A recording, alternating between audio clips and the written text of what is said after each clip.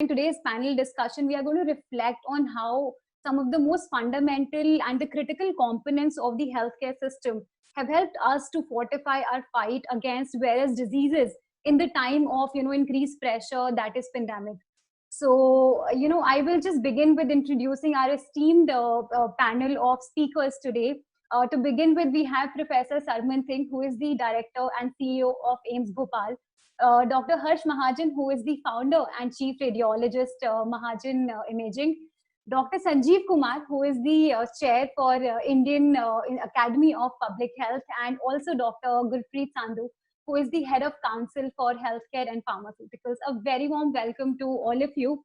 And actually, when like right now, when I was introducing or talking about your profile, I think I realized that, in this particular session, we have a very interesting and a diverse set of speakers, because all of you somehow portray and bring with you a very different component of or the pillar of healthcare ecosystem. Yeah, some of you are from diagnostics or the medical device sector, and then pharmaceuticals, public health, and the hospital side as well. So I look forward to this discussion. So my first question is for you, Professor Sarman, because you have been on the forefront. You have been actually on the the line of control, if we say that, because you have seen first-handed. You had the first-handed experience of that great or the constant influx of patients on everyday basis. On one hand, and if we just take a step back here and see the kind of healthcare infrastructure, the hospital infrastructure in India, because this particular aspect, COVID or no COVID, this aspect of healthcare infrastructure has always, or hospital infrastructure particularly, has always been in spotlight. And I think in last few months, what we have seen that, the question of adequacy of hospital has just compounded. And within this entire scenario, if we see that, India as a country, we already have a double burden of diseases and so many acute conditions that we had to already take care of, and then we had pandemic. So as a care provider, what was your struggle, and how did you actually at the same time ensure the component of equity, while serving the patients? Over to you, sir. So thank you, Dr. Nalini, and the council for this wonderful, initiative you have started, and I endorse what our honorable minister said, that it is a wonderful initiative, and probably the goal, ultimate goal, the memorial, that was really wonderful thought. And few days back, I was seeing that in some foreign country they have already started. They have already made it. It was probably Germany or probably UK somewhere. So they have already inaugurated that kind of a statue. And so similarly, on the similar lines, that can happen. As you very rightly said that, we were fortunate or unfortunate, whatsoever we can say, that in the last week of March, Madhya Pradesh was first state where, the COVID cases, they started. Indore was the first town in the Madhya Pradesh.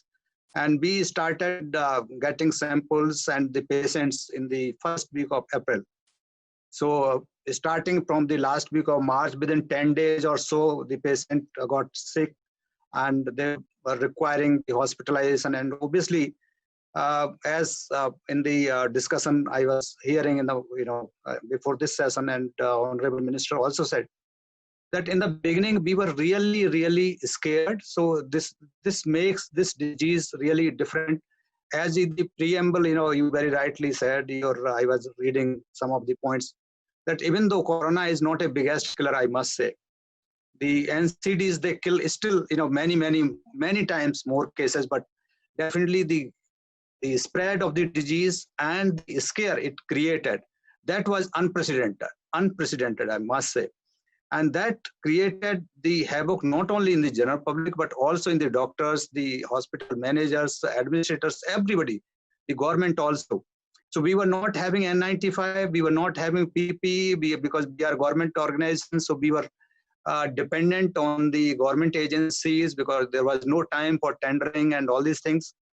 Many of you must be knowing that most of the supplies comes through HLL. That is the Government of India Entrepreneurship, or PSU, you can say, kind of. And, even the HLL was of the short supply. The demand was too much and they were not having anything.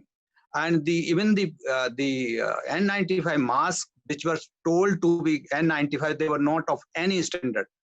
So we started, calling the secretary, additional secretary, and everybody, and they were also, everybody was, helpless. They all wanted to supply, but nobody was able to, meet the requirement. So that was really, really great problem. And, I am really very happy to say that within 1 month, it was a government initiative, and then many of the good manufacturers, they came up. Of course, this is also true that many of the manufacturers, they started, but now many of them, they have, because competition became so fast, just like, you might have seen in onion, when the onion rates went, up to 70 kg, many of the farmers, they started, seeding the onion, and then next year there was no buyer. So many of the manufacturers, small time manufacturers, they, obviously lost their business, but nevertheless, the quality products now available, and we are having all these things. Many of the doctors, Indore probably was the first, and unfortunately then Delhi and other states also, they started. Many of the doctors, Mr. Chaubey sir also said that they were humiliated, they were, insulted, they were attacked, and that was something very unfortunate. And many of our colleagues, they lost lives. So therefore, my first reaction to begin with this session would be that, we all, condole their, lives. Very, recently, another doctor, senior doctor, we lost in Delhi. So many doctors, many nurses, and many healthcare workers we lost, unfortunately, in this bar of the corona. So definitely, we are coming up. We are now in the position of having N95, N number of, you can say, the, uninterrupted supply of the PPE, all these things, RT-PCR, antibody test, all these tests are available. But definitely it requires multifactorial or multi-sectorial approach. So not only doctors or the healthcare workers we need, and I must compliment our government and the Ministry of Health, but most importantly Prime Minister, because this is not a disease per se which only Health Ministry can cover or can deal with. Obviously you required international relationship, you require traffic, whether it is by airline or surface or water. You required the commerce, you required economy is going down, you required labor ministry. So all coordination, probably Corona, as Honorable Minister was also saying, Corona has given us opportunity also to understand where we are lacking. Another day on Rajya Sabha TV, I was saying that obviously the Corona has given opportunity to understand us that where we stand. So it has exposed us also.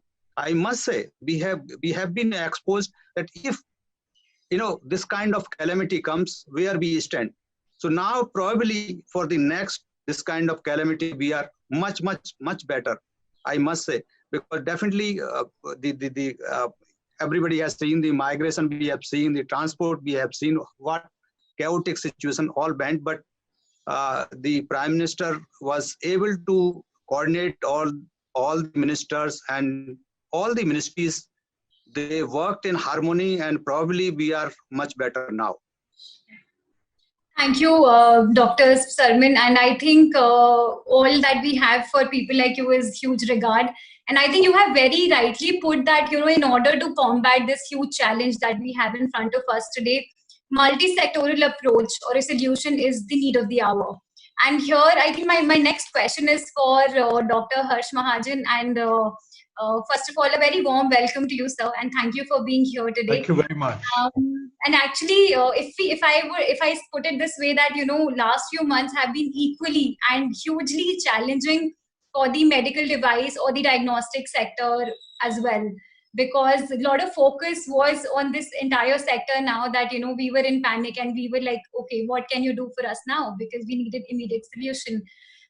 So in last 4 to 5 months, I think India has seen a transition where we witnessed a reality from where we had inadequacy of testing, and then moving to a situation where we had actually world's best RT-PCR technology coming in for diagnosis, and now we are also moving towards antigen antibody testing. So a lot of this has been achieved, of course, from our indigenous or Indianized efforts, and also also, you know, from with a significant contribution with, you know, a lot of international players as well. So with this entire synergy, you know, we have seen a shifting discussion from scientific capability to policy to also so many times about regulatory. So what do you think, you know, where were we on the spectrum, you know, few months back, and where have we reached now? What are your thoughts on this? I think it's clear to everyone that tremendous changes have happened very quickly, be it in the hospital sector, as Professor Sarman Singh was telling, where, you know, they have reimagined hospitals. Most of our hospitals were concentrating more on NCDs, uh, to now actually switching to infectious disease control. Similarly, on the diagnostic side also, when we started, as the minister himself said, and he was very passionate and very eloquent, and I must say I was highly impressed with his passion. He said we were capable of doing only 100 tests a day Right. when we started, and this is only, you know, beginning of March, Right. because on 22nd of March, India had only 300 odd cases, and when the lockdown was announced on the 25th, we had some 500 plus cases. So from a capacity of 100, we are now actually every day doing more than 2.5 lakh tests, RT-PCR tests, leave alone the, you know, the others. And we have capability inbuilt already of doing 5 lakh. Correct. And if there is a need, it can be ramped up to 10 lakhs. Hopefully, the need will never come. We'll be able to flatten the curve at some point of time, and then the need would slowly go down. Now, this required not only the public sector, but also the private sector to pitch in hand in hand. The public sector, I think these research labs, which were actually lying, doing just research, and they had PhD students and all of that, they actually very fast, very quickly reimagined themselves and became actually providers of services. Something, they had the machines, but they had never on a regular basis, you know, there were timelines, 24 to 48 hours, you have to give reports. And I know for certain that most of the PhD students who were studying there, they Yes. actually pitched in, and in these labs actually the technically qualified labor has not been a problem, which Right. we've had on the private side as we tried ramping up to find those people. But here all the postgraduates pitched in, and as the public labs started feeling the pressure, that is when the private labs were also brought in. And for the private labs, you know, there are many labs capable of doing RT-PCR, but the government determined, and I think very rightly so, that we will only bring in quality labs into the fore. And for that, they said all those who already have NABL accreditation for doing similar kind of RT-PCR testing, like for H1N1, Right. they can start doing you know, COVID testing right from day one. In the beginning, you all know that there were hardly any kits. All the kits were being imported from outside. And as the pandemic got on across the world, they were going more to those countries who were able to pay more, because the stocks and the availability was limited. And in the beginning, there was a problem in getting these kits, and they were very expensive. I do know for a fact that in the beginning, you know, what is today being sold for 500-600, that kit was being sold anywhere between 1,200 to 1,600. And that's when indigenous manufacturers came in and they started making. And today, I'm proud to say that they have a capacity which is way beyond 2.5 lakh tests that we are doing today. their capacity today is at 5 lakhs, and they can ramp it up if necessary. And that's where now they are after the government, saying that we want to export because Right. we are capable of making much more than what we can actually use within the country. And I'm sure very soon they'll be allowed to export.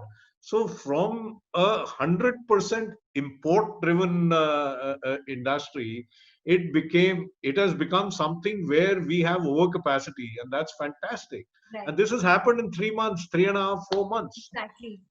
Similarly, the private labs, in the beginning there were 10, 12, and today we have over 270 labs, if my number, because on a daily basis, the number keeps increasing. Right. And I think here, even NABL has played a very stellar role. Like we at Mahajan Imaging, we have Caring DX, which is our genomics lab. And this genomics lab we used to use for cancer genomics. Yeah. And we do next gen sequencing, and we have NGS machines. And the smallest machine that we had in our setup was a RT-PCR machine, which we weren't using for infectious diseases at all. But when the appeal came both from the Prime Minister, the Health Minister, the Delhi Chief Minister, that we need more testing, so kindly help. So we approached NABL, and we were NABL accredited for doing NGS testing for cancer. So we approached NABL, and NABL has been very proactive. I can tell you from the day that we approached NABL that we want to do COVID-19 RT-PCR testing, to actually getting the certificate in hand, and that included a very extensive, examination procedure. It took barely 8 days. That's all. Everything was done online, and the two, people who actually were the examiners, from 6 in the evening till 12 at night, they spent time online, each and everything. In fact, having had that NABL testing physically done earlier, I felt the online process was more rigorous, because they were saying, camera ab yahan focus kariye, ab yahan kariye. Our people were made to wear PPEs, take them out. How do you take off the N95 mask? How do you take out? All of this was done online. And Right. this is again a huge plus for the country, because this means they actually have been hampered by lack of examiners, and by the fact that physically you have to go months in advance, you have to fix a date, then something will happen, it may get postponed. Now we know that the whole process can very nicely be done online, especially if it's for re-accreditation. If you want to go to a new lab, I'm sure you will physically have to go the first time, but re-accreditation can be done. So I think it has been a dramatic change, and today our labs are not running at capacity. In Right. fact, we can do many more tests. Very Yes. quickly, we can ramp up to 5 lakh, the Right. public and the private put together. And this is for RT-PCR. At the same time, we've had the rapid antigen testing, which is now being increasingly used in containment zones to pick up, those who are infected. And we know that a large number may be asymptomatic. So in these containment areas, it's being used. There are still some questions about rapid antigen testing, or RAT as it's called for short, because validation studies in this country or abroad are just not available, and so we will have to use it very, very carefully. And ICMR rightly has said that when a rapid antigen test is negative, these people do need to undergo a RT-PCR test for COVID, which is the gold standard. And the other area is the antigen testing, which is done using ELISA or CLIA. And this is again to do sero surveillance, to be able to know what percentage of our population, whether in containment zones or in zones where we feel there is no disease, is there a percentage that is affected? And this will give us a great insight into the prevalence of disease in the country. And I think this testing is one area where the public and the private have gone hand in hand. And also the indigenous production, the industry, the medtech industry has really shown its mettle. Right. Just as Dr. Sarman Singh was telling about PPE, where we are now the Right. second largest producer of PPEs, quality PPEs in the world. Some of the smaller ones who may not be able to, provide quality at the low price that it has now come to, they will actually fold up and do something else. But the Right. good quality manufacturers are here to stay, and this is supposed to become a 7,500 crore industry, which will export in tons out of the country and be able to earn foreign currency for us. And this is also luckily the time when the Chinese manufacturers have gone into great disrepute, Correct. be it for the testing kits, be it for PPE, where they didn't live up to standards. And I think this is a huge opportunity Yes. for the Indian industry. And I'm sure Professor Sanjeev Kumar and Dr. Sandhu will shed more light over it. Thank you. Thank you so much, Dr. Mahajan. And actually, it's very heartening to see the how you've narrated the success story, and also how quantitatively you also described that, where we started and what we are now. And if just to summarize, I think two critical aspects that you have just talked about is one is synergy, how there is a need of synergy between different sectors, which also Dr. Sarman also briefly pointed at. And another thing that you mentioned was the human resources aspect, or the increased capability and capacity. And that's, I think, is a very critical component, which I will bring in a little later, because I would love to hear from all of you today on that particular aspect. So on the first aspect of synergy, I think I want to just go back to Professor Sarman and also to you, Dr. Mahajan, because lab results and lab testing, they are equally important for doctors as well. Because because I think they are at the forefront when it comes to identifying the dangerous comorbidities as well. So while it is a diagnostic center or through a test that we are going to come out with the conclusion that we have a certain condition like that, and which might also affect the prognosis also. But how do we shift that particular information to the hospital, and how that entire balancing act takes place requires a lot of synergy between these two institutions, if I put. So I just want to hear from both of you that do we have that synergy? Because we have seen a lot of shift now, because probably it was lacking somewhere before, but now we have a huge success there as well. And if we have it now, how do we maintain and restore it in a more sustainable manner? Dr. Nalini, very pertinent question, I must say. Thank you very much for bringing up this very important question. Because, as I said that, we have our own hospital, as well as we are serving for the state of the Madhya Pradesh. We are also mentoring all medical colleges of the state. And I am sure that you must be knowing that Medical Council of India has, now this was another, good aspect of the COVID, I say, that the Medical Council of India also realized that all medical colleges, they must have, proper training in microbiology and a BSL2 lab. So that is now notification. Now coming to the main point, so as I said that we serve for our own hospital, our own patients, those who are admitted with us, as well as for the state. And why I am saying that very important topic you brought up. For the state, this is IDSP. In most of the country, this is IDSP, which is NCDC driven, and state government controls that. So what happens that, say for example, for AIMS patient, we are having our own screening area, we are having our own ward. So we will collect, and within 1 hour or so, the sample is sent to the laboratory, and the results are also on the same day they are received. But when the sample, they come through IDSP, this is really a problem.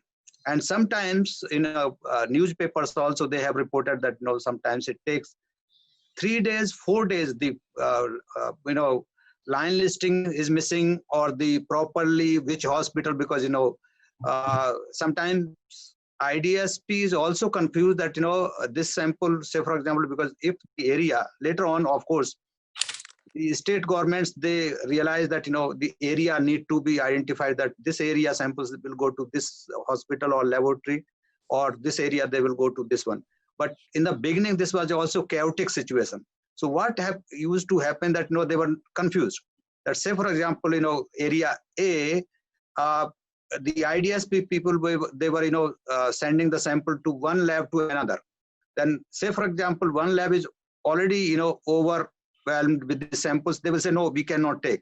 So then they will go to another lab. And then by that time, sometimes what happened that, it took up to 5 days. 5 days, I'm saying.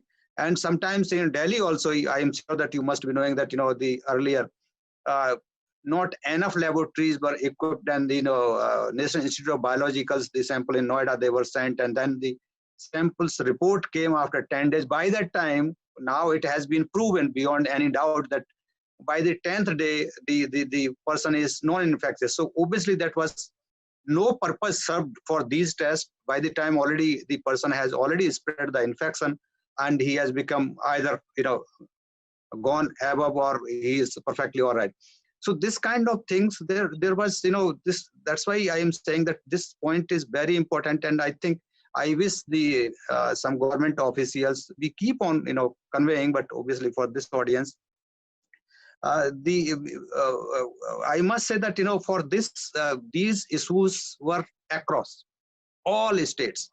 It was not only for you in Delhi or for the Madhya Pradesh. Every state faced this, and that was the reason that, finally, I must say that, all states administration, my compliments to the IS people also, that most of the health secretary, they came into, and now probably this was probably, I must say, at least from my experience in Madhya Pradesh, I can say, Corona has given the best coordination between doctors and IS people. Right. In Madhya Pradesh, I can say of sure. That's the synergy we are talking about, yeah. right? So the best synergy we have seen never before, because, they were used to, cut throat of each other. But this was the probably first time that we have seen the IS people daily, in the morning, my first, task is that, all my laboratory and all my hospital data comes in the night. And the morning at 7, my first task is that I will convey the all message to my chief secretary of the state, and then obviously he conveys to others. So that is the synergy is very important. Earlier, this, communication, sample sending, and the result communication, they were really, really greatest problem. And then, as I say, that time sometimes teaches you. So, up to middle of the April, there was total chaos.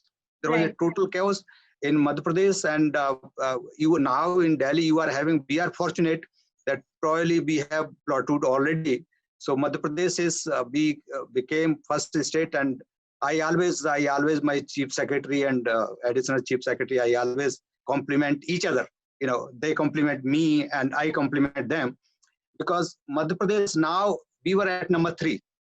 After Maharashtra and Delhi, we were number 3. Madhya Pradesh was, and my family stays in Delhi. So they used to always, warn me, keep, stay safe, this and that. And now we are number 11. We are number 11. So this is. Sorry to interrupt in between, but I think very critical point that you had raised about synergy. I think it goes incomplete without bringing in the pharma sector also here. And I think this is a time I would. I'll come back to you, but before that, I want to bring in Dr. Gurpreet Sandhu here, because the most favorite of all pharmaceutical sector right now, because it was a big jolt, I think, to put it this way, for the pharma sector, because we had, I think, if I'm not too sure that, as a collective, if, we have experienced, something of this magnitude before. I mean, as much as my experience goes, I have not, and so many people around us, we have not seen. And suddenly when in the crisis mode, we were all scared, and all that we could do was either look at the government, or we can just look at the pharma sector and ask, okay, what can you do for us? How can you save our life? Because now it was a question of life and death. And suddenly, Dr. Gurpreet, this was a pressure, an increased pressure, increased responsibility on the pharma sector on one hand. On the other hand, pharma sector itself was grappling with issues like lockdown, supply chain issues, limited resources. limited manpower, and whatnot. So balancing all of this, still the pharma sector has performed, and the performance component is still going on strong, and but there is a lot more to do. We just want to hear from you right now that what this experience has been like, and where are we headed from here, and how do we manage expectations of millions of people, not only Indians. I think Indian pharmaceuticals, the world is watching us. So what do you have to say? Yeah, thank you, Dr. Nalini. It was a pleasure to actually interact and seek the views of our Honorable Minister and the other eminent, speakers. See, something very strange has changed the whole thinking tank of how the last 4 months have passed.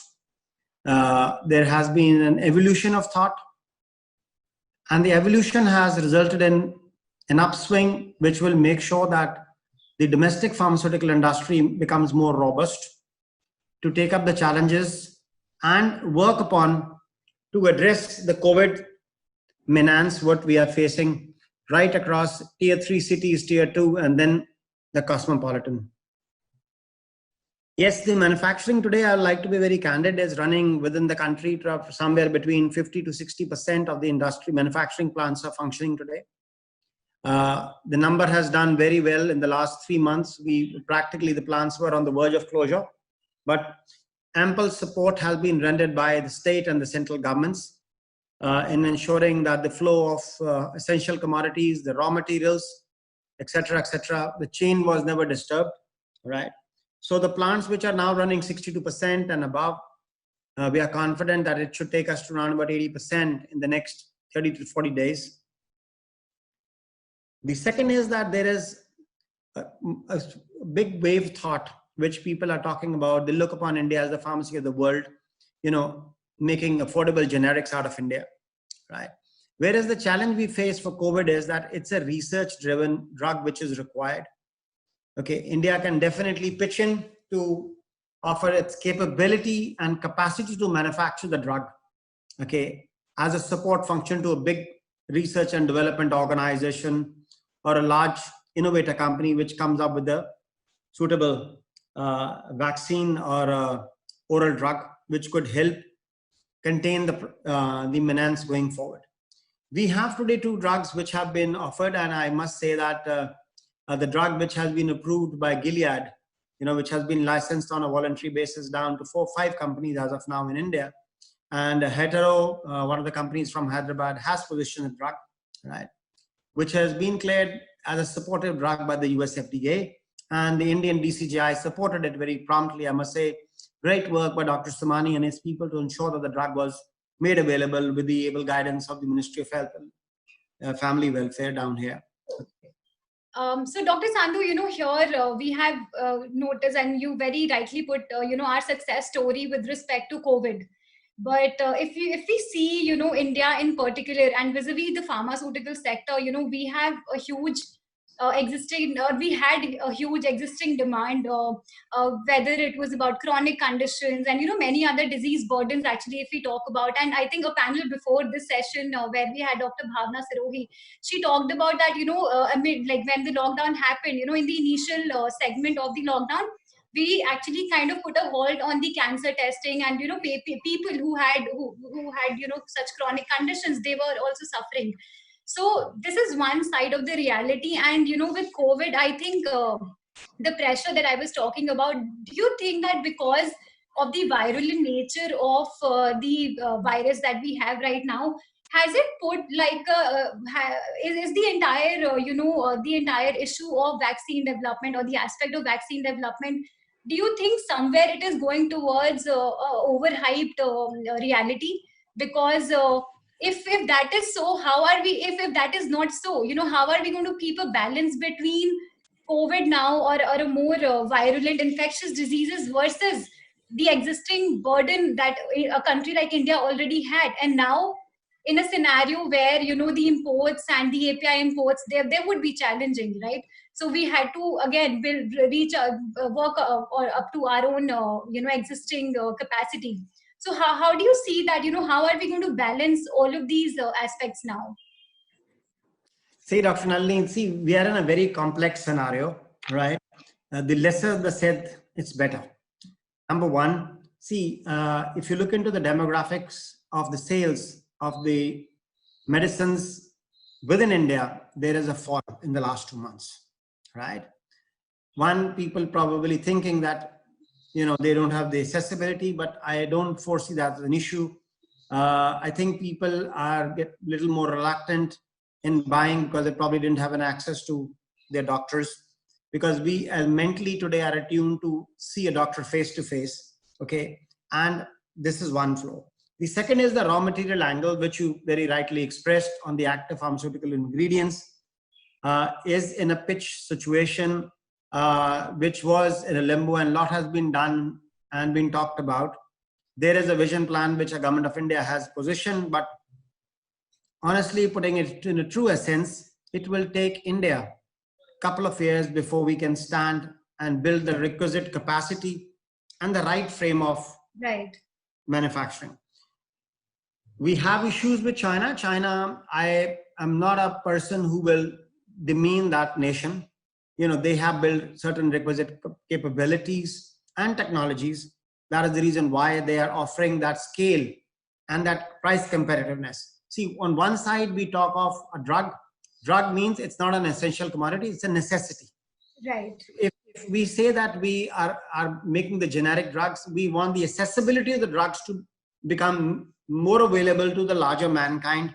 Okay, not only to the Indians, but we as Indians exporting the drugs to the numerous nations which are dependent on us. Right.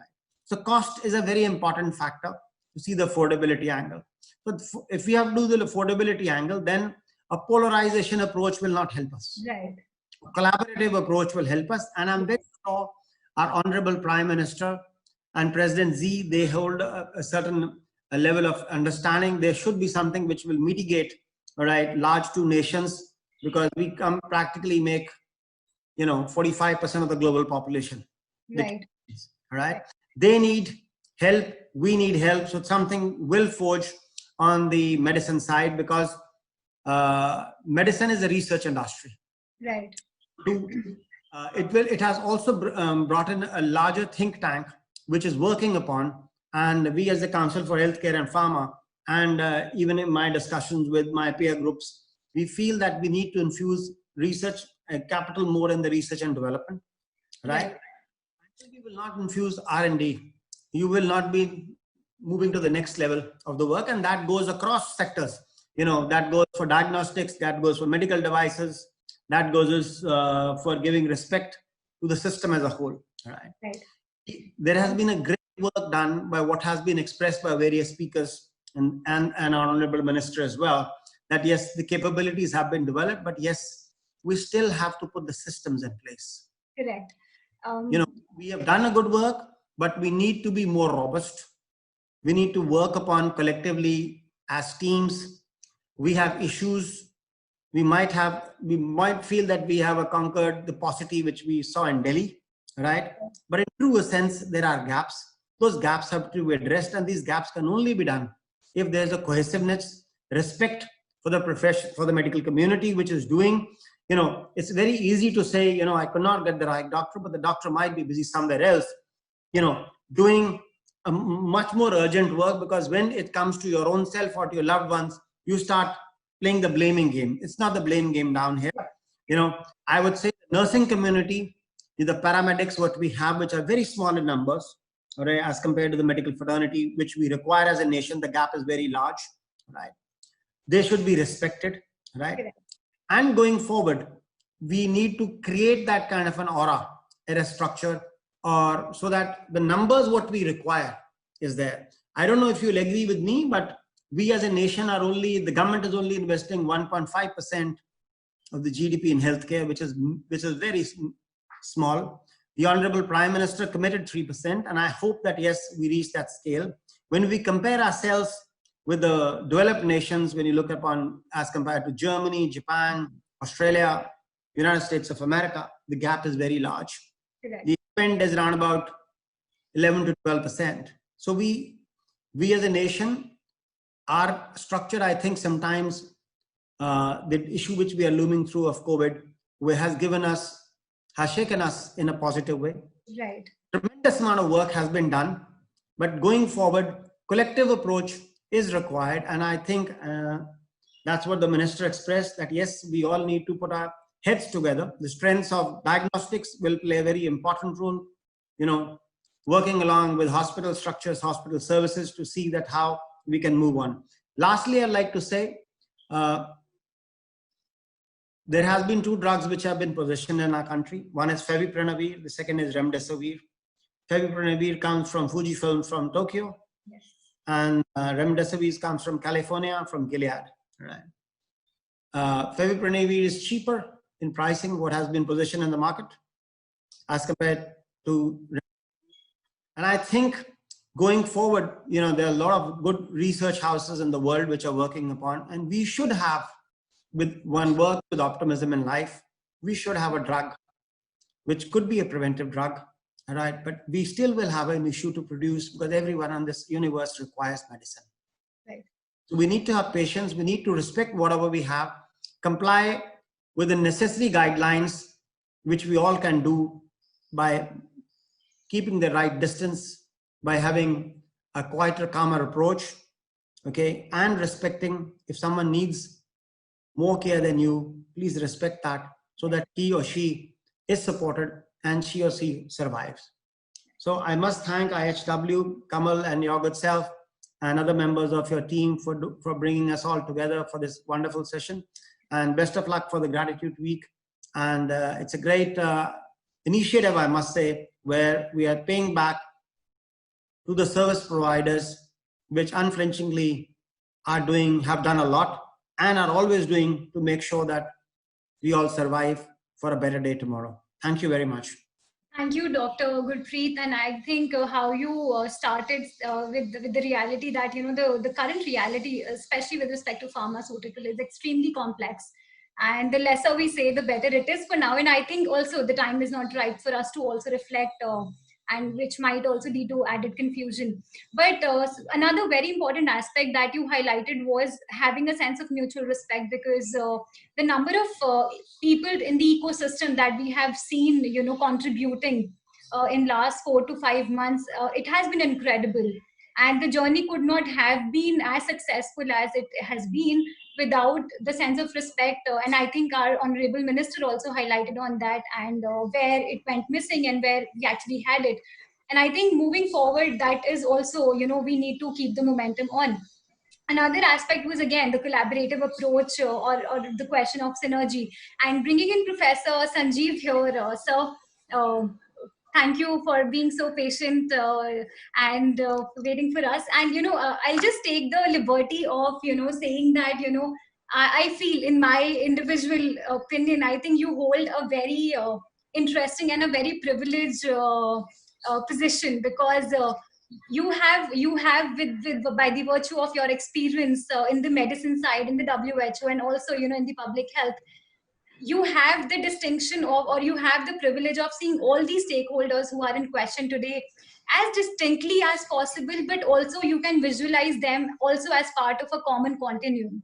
So from you, I just wanted to hear that, in your opinion, because you have a very huge or a very lens to kind of analyze everything with the kind of expertise you have, to what extent do you think, the efforts of all of these stakeholders collectively have helped us to, answer the question that, or preventing the collateral damage that could have happened, in case, we did not have the question of synergy or the mutual respect or, the increased capacity, all of it.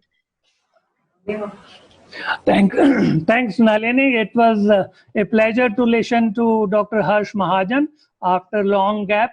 And I have seen him contributing not only to his own lab services he provides, but he has always been involved in supporting Government of India. When I was at NHSRC, he contributed to developing various standards and guidelines. And later I interacted with your son. He has inherited a lot of wisdom from you, and he is doing cutting edge work on the latest technology. I visited his lab on genome sequencing, the great work you are doing. Dr. Sarman Singh, Dr. Sarman Singh, you are one of the pioneers. You set up the first department of the #1 medical institution in India, All India Institute of Medical Sciences. I am glad you moved on to head AIIMS Bhopal. Dr. Gurpreet, again, good insight from you. So my job is to put all of them together. I will focus on 4 points, Nalini, if it is okay with you. First, the theme of today is, for this discussion, is saving the saviors. How safe our doctors, health workers are, who cares for them? That is the theme of this panel discussion. I will start with that, Nalini. My first job was in the Indian Army. I was a doctor immediately after graduation from AIIMS Delhi. I took the night train, and first day of my work was in the army. You know, in the army, everything is to support the frontline worker. All the big guns, 5 kilometers, 10 kilometers behind the line, all the officers, everybody is supporting the front line. If you take that parallel, everyone in the ministry, in the government, private sector, public sector should be supporting the frontline worker who are our doctors, healthcare providers. I don't see that happening. They are many times on the receiving end. They are the ones who are putting day and night, overworking, beyond office hours to reduce suffering and prevent death. And when a soldier dies on the front line, right from his unit, he is wrapped in a tricolor with state honor. He is flown. In his life, maybe he never flew by air. He is flown to the nearest airport where his cremation will take place. Ministers line up to receive this person, give him or her honor. And then the whole city or village comes around to honor this person, receive this person home. I don't see that happening for frontline healthcare providers who are doing equally dedicated work. So we have to do more as a society. The Honorable Minister has left, but we want to convey this message to him. Memorial, just a memorial is not enough. We have to do a lot more to make it, and his protection. No soldier will go to the front line without bulletproof jacket, without bulletproof helmet. He is given all the resources, and we have seen healthcare workers who don't have resources. PPE kits were not there. It is criminal to expect them to work without PPE kit and other protective equipment. And we forget the devotion of their parents who send them to medical school. We forget the support they get from their family, their wives, their children. When they are working, exposing them to risk, and not only them, exposing the whole family to risk. Let's keep that in mind. So with that message, I move to the second message. There is too much of focus on doctors and specialists. They don't work alone. They have the whole healthcare worker team, the nurses, the dispensers, the ward boys, lab technicians. We have vacancy of doctors, and in every annual budget, you have so many medical colleges open. Dr. Sarwan Singh heads an AIIMS, so many new AIIMS open. You are producing doctors and specialists. What about the people who support them? The workload of doctors and specialists increases when they don't have sufficient staff. I was chair of a subgroup for Economic Advisory Council of the Prime Minister. We submitted a report and we highlighted 5 points. When you want to have effective manpower, you have to address all these 5 points. Number is just one aspect. Second, we only look at doctor population ratio, so many doctors, so many, but the doctors or the healthcare workers who are there, are they effective? Were they given right skills? And when a new pandemic strikes, we are all blank. We are learning. Was a crash program organized for them? We have to have this system in place. Third one is work environment. I was pained when the flower petals were being showered on the healthcare providers, an advertisement of a vacancy of an MBBS doctor. What was the salary? 25,000 rupees a month, and that to a contractual job. We have to improve their payment. When I was growing up in a small town, I knew only 3 people in the district: civil surgeon, superintendent police, and district collector. That was the status civil surgeon has. Over a period of time, it has gone down. They are not given enough money. Their service condition, they need to have all the equipment. They should have a place where they can rest when they are on duty in the night. All those facilities need to be their transfer, their career development plan, all that needs to be taken care of by the government. I'll give you an example. I went to UP about 2 years back. I looked at the data. There were 2,500 lady health visitor posts vacant, and there were 18,000 auxiliary nurse midwives who were waiting for promotion. Why? They were not promoted, and the resultant vacancy to be filled. We need to open more A&M training school, more male worker training school, so that we can have these workers. Similarly, lab technicians and pharmacists. Fourth one is accessibility to human resources for health. I will go into detail later when I make a point on seamless care or synergy, as you called it. And the fifth one is acceptability of human resources for health. Given choice, most of the people, it has been shown today, 50% of beds in government hospitals are empty. Private hospital beds are full. They have to pay a lot more, but they don't want to go to. We need to create a trust in the people that they feel comfortable in going to the public health facilities. So these 5 points need to be addressed when you talk of human resources for health. The third point, Nalini, I want to make is on, maybe I'll split it into two sub points. One is, how do you prevent cases? There are two strategies we have for COVID. Prevent new cases, treat those who fall sick so that they don't die. I see a lot more noise in the media and in the government discussion, including briefing, on so many new labs have been set up, so many tests have been increased, so many beds have been increased, but how seriously we are taking prevention of infection? For that, you have to detect a case as soon as possible. The first symptom arises, I look around my neighbors and my family, they get scared. They don't want to contact anybody. Oh, they will take me and put me in quarantine somewhere else. With the result, almost the whole family gets infected. So we have to make sure that people have confidence in the system. The day I get first symptom, little discomfort, I can contact somebody and care is taken. So the focus needs to be equally on preventing spread. That is not happening in the pandemic today. And the fourth point, taking a cue from you, synergy. We need to have a seamless care. The moment you have a symptom, you call somebody, you don't have to worry. When you need it, you're treated at home. When you need to go to hospital, somebody takes you to hospital. When you are in a COVID hospital, you need to go a specialized care where oxygen is to be given, or you are to be taken to ICU. Patient or his relatives don't have to run around. The systems take care. That is when the synergy between home care, right up to terminal care. And you know what happens to a COVID patient, including doctors? You must have heard a dreadful story. A doctor died in the Northeast. He was owner of a hospital. His body was being taken for cremation to a particular graveyard. People attacked that ambulance, injured the people who were accompanying.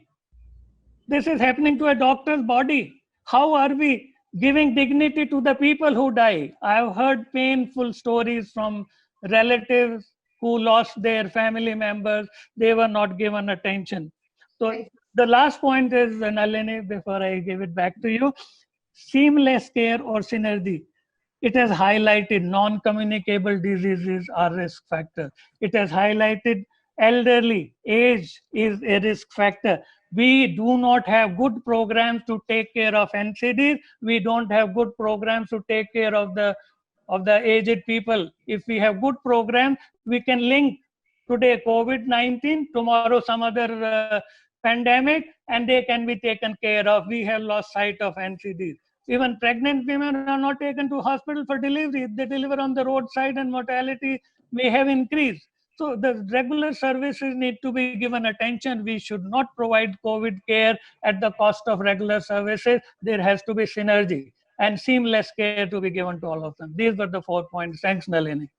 Thank you so much, Dr. Sanjeev. Dr. Sandhu, you had something to say. Yeah, see, I must appreciate Dr. Sanjeev Kumar's true comments. You know, it's very bold of him to state some things which are very realistic and which are very pragmatic. Right. See, Dr. Parsi, the situation in which our country is today, I really, respect your views from bottom of my heart. Okay, we are aware that as a nation we have never invested the kind of capital flow which should have gone into the healthcare mechanism. Right? We have paucity of doctors, we have paucity of the medical support teams, being the nurses, the pharmacists, or the paramedics. We have, I would say, 70 odd institutes which are registered licenses for paramedics, but are only 16 or 17 of them work actually in a true sense. Number two, which is a pain point, which I don't know if Dr. Mahajan will endorse that, okay, is the quality of our education of our doctor community which is coming out is very poor. I own pharmaceutical companies across India and outside India, besides being the president of the Global Council for Healthcare and Pharma, and I interview people across the borders as well, right? We have many doctors who come down who have done dental license, okay? But if you go and sit across with them, the gentleman or the lady will not be able to give you a competent support, okay? We have issues with our infrastructure. When we look at the primary and preventive healthcare, we are practically zilch. I have numbers, I can give it to you. Okay, these are not my numbers, these are the government's numbers, right? We are spending 0.17 cents, US dollar cents on R&D on the healthcare as compared to $475, which is being spent in the United States. And in Australia, the number is far better in terms of their population of 7.5 million people. Right. So there is no fun in us getting into the blame game, because blame game will not help us. Right.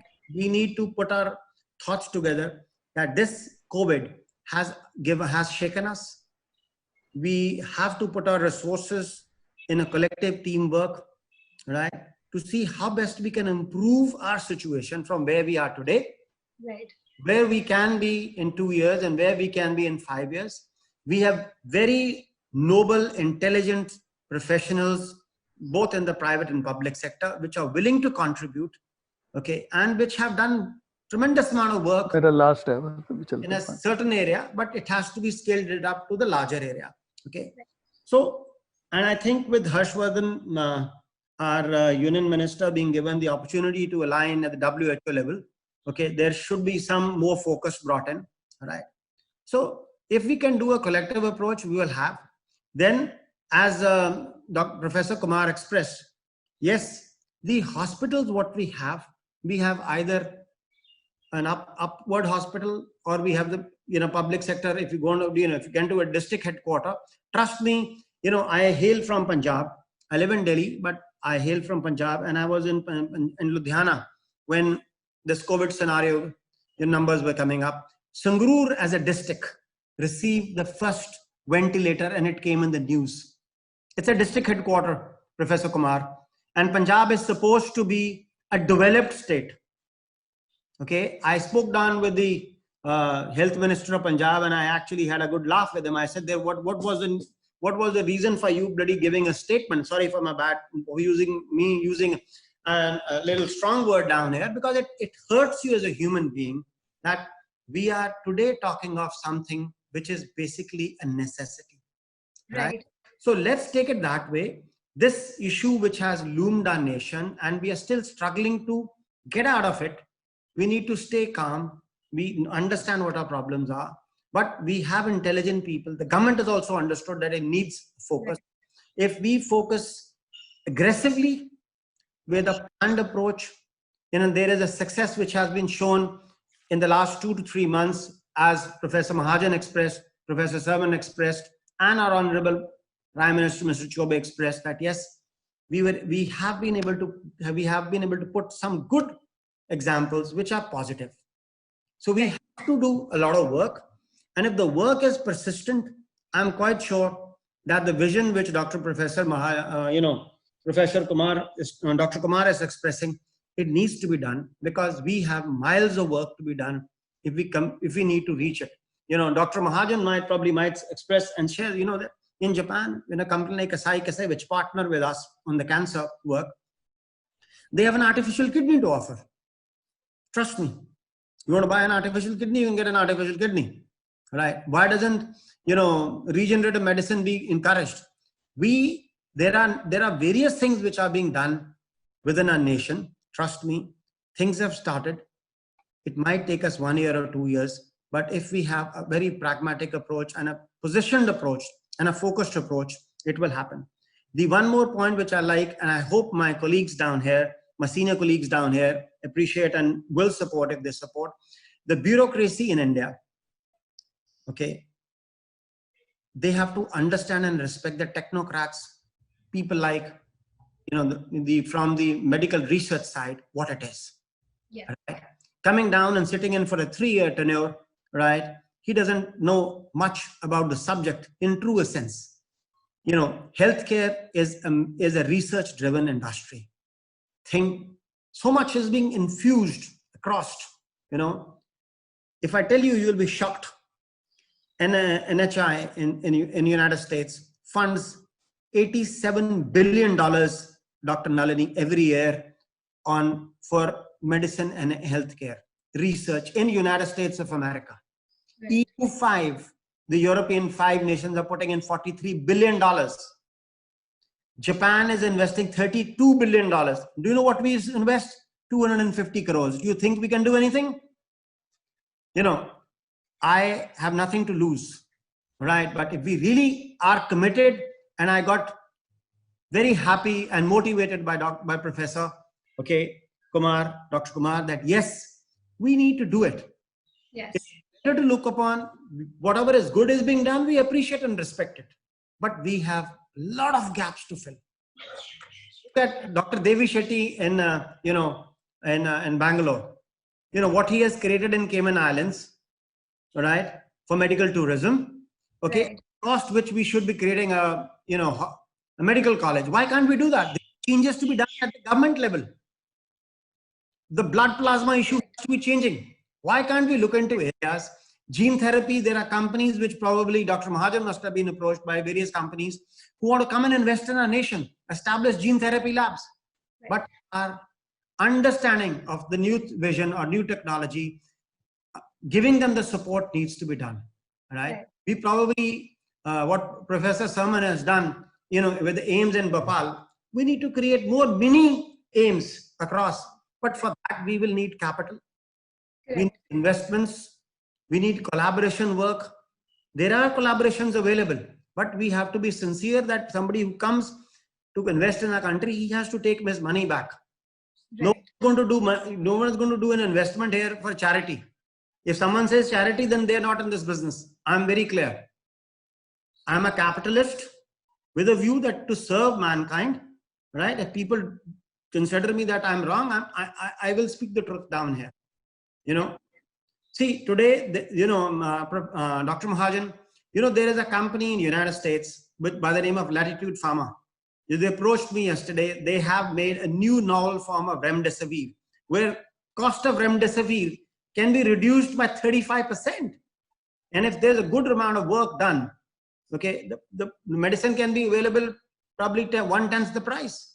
Right. So that kind of an infusion of thought is something which we need to, and I can request my seniors, Dr. Harsh, Professor Sanjeev, with the kind of vision, the kind of experience they hold, we as youngsters are willing to work along with them, work along with the Nobel platforms, because, in my council, I have 16 of the big pharma organizations of the world. I don't work along with India. India probably only 3 or 4 organizations which are aligned with us.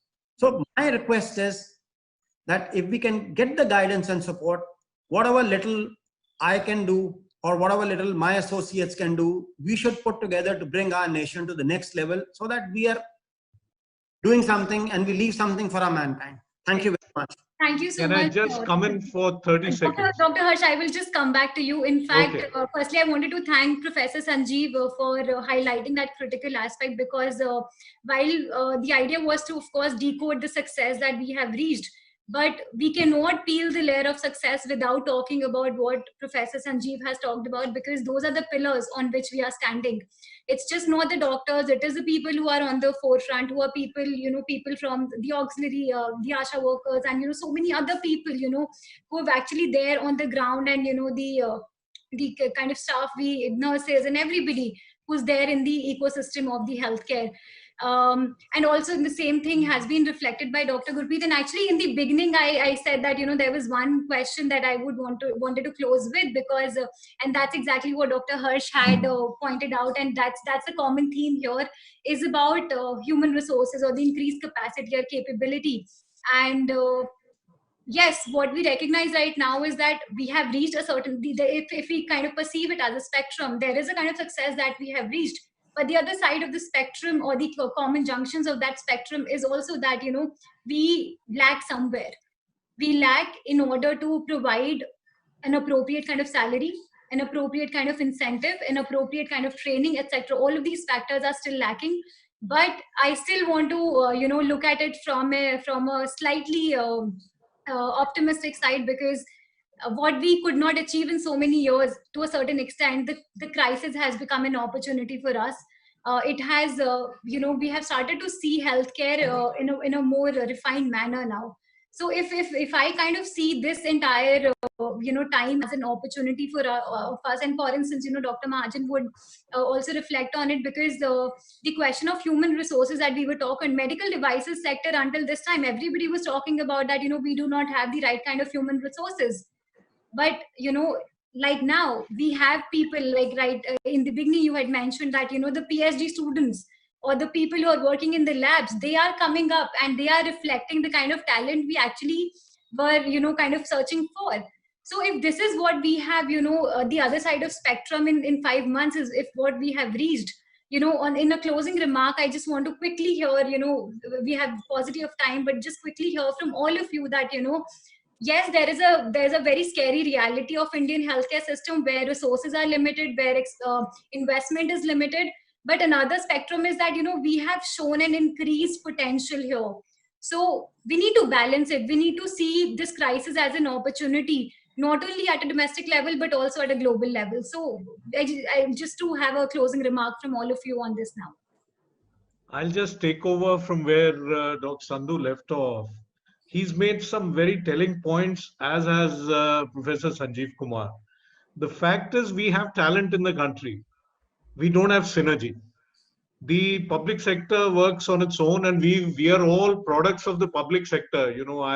I was in Maulana Azad, then PGI Chandigarh, then All India Institute. I even worked in DRDO as a scientist, and then due to constraints set up on my own, because getting a job in the government sector was so difficult.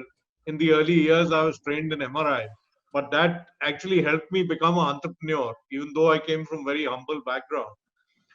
See, unless the public and the private sector learn to trust each other and learn to work together, in research, it cannot happen. The entire infrastructure that is required to test something is there with the public sector. You may not be able to do it in private sector hospitals. The teaching hospitals, the good teaching hospitals, are all of AIIMS and Maulana Azad and hospitals like that. Now, we have done a fair bit of work in the last 2 years in the field of artificial intelligence in imaging. And you have to believe me when I say it's easier for me. We've developed a new platform for artificial intelligence. It's easier for me to actually set it up at Mass General Hospital in Harvard or at UPenn than it is for me to set it up in All India Institute, which is across the road from me. And that is only because of the fact that somehow over the years, there's a certain, and all of them, the director included, are my friends. So it's not that they don't trust us. However, the systems don't trust each other. And unless we invest in R&D, there is an innovation, and the whole system, the country has to help in that. We have brilliant people who do things on their own, despite the system pulling them back. But that can't lead to a huge surge in innovation and research and development. And that's where I think the government needs to rethink. I can tell you, I was a member of the 15th Finance Commission of the government, which met after the COVID pandemic. A report had been submitted in January, and then we met last month as to how to actually go about reimagining things. And 2.5% is the very minimum of GDP that we need to spend on health. And actually, last year we spent only 0.97%, not even 1%. So unless we spend money, we cannot actually improve our infrastructure, our training, our R&D.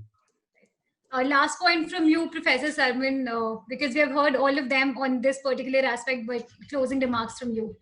So thank you, Dr. Nalini, and I can't thank more than Dr. Sanjeev Kumar and Dr. Sandhu, but let me tell you that you are free words, so you can speak anything.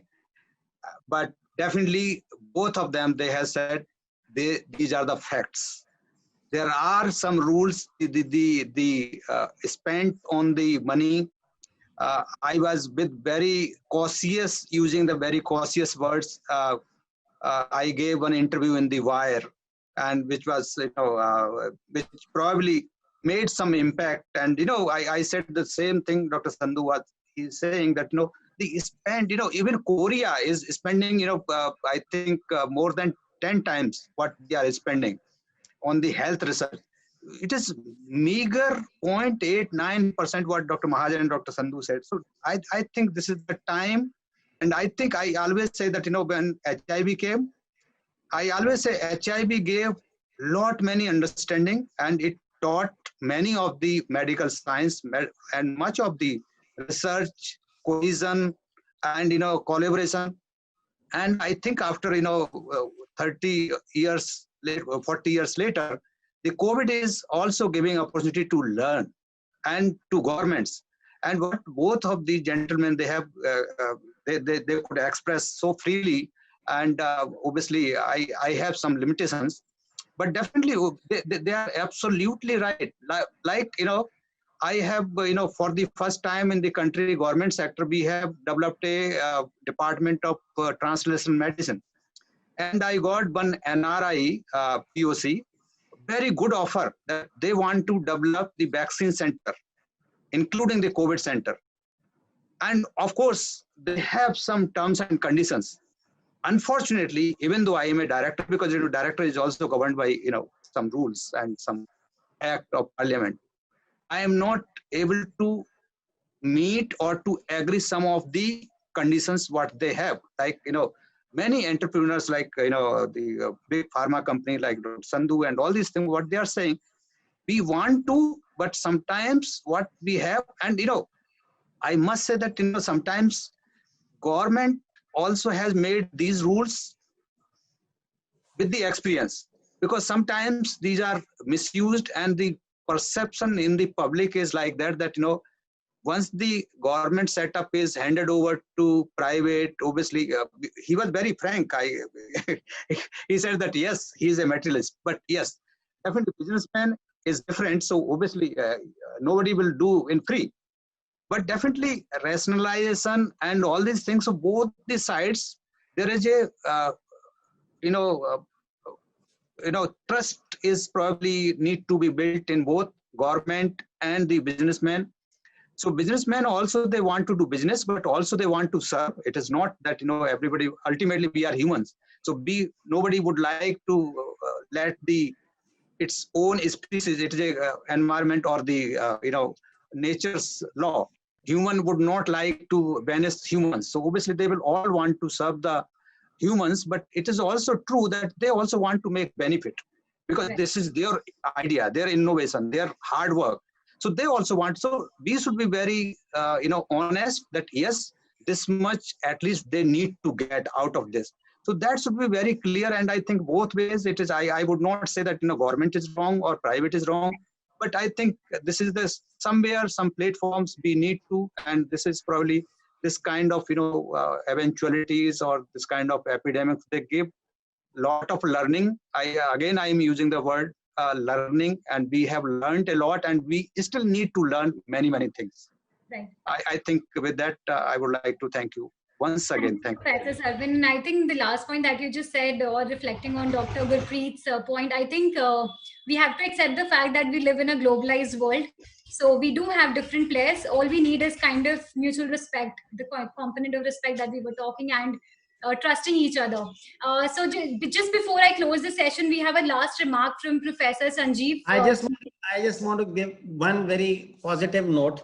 Yes, sir. Look, that we have said that we need to load work, but there is a very big silver lining to the industry in which we all are contributing, right from Dr. Mahajan down to Professor Saab and Professor Sanjeev ji.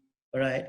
See, we today are a very small industry as far as the healthcare is concerned in India, right? When you look at the global scenario, if you look into the pharmaceutical industry, which I represent in a larger way, we are only around about $38 billion in size, out of which around about 19 billion is domestic, rest is export.